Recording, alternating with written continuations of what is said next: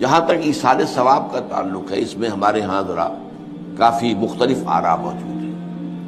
مجھے اس رائے سے اتفاق ہے کہ مالی اگر کوئی عبادت ہے اس کا ثواب آپ اپنے کسی فوت شدہ بزرگ کو منتقل کر سکتے ہیں۔ مطلب آپ نے کسی بیوہ کی کوئی مدد کی ہے، کسی یتیم کی کوئی مدد کی ہے، کسی دینی کام میں پیسہ لگایا ہے، کوئی صدقہ جاریہ شروع کیا ہے خدمت خلق کے لیے وغیرہ وغیرہ، اس کی تو جو ہے اس کے ثواب کو منتقل کیا جا سکتا ہے کہ اللہ اس کا ثواب میرے والد یا میری والدہ کی روح کو پہنچا دے۔ جسمانی نہیں، آپ نماز پڑھ کے کہیں اس کا ثواب، یا روزہ رکھ کر کہیں کہ اس کا ثواب، یا یہ کہ آپ قرآن پڑھ کر کہیں، یہ آپ ہی کو ثواب ہوگا، آپ خود پڑھیں گے آپ کو ثواب ہوگا۔ البتہ ایسے تمام افعال کے بعد جب آپ اللہ سے دعا کریں گے، یہ نہیں کہیں گے کہ میرے اس فعل کا ثواب منتقل کر دے، اے اللہ میرے والدین کی مغفرت فرما،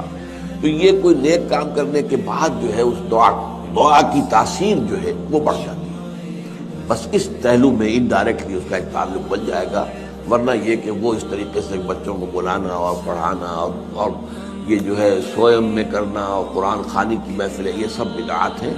اور یہ در حقیقت دین میں اضافے ہیں اور ان کی کوئی حقیقت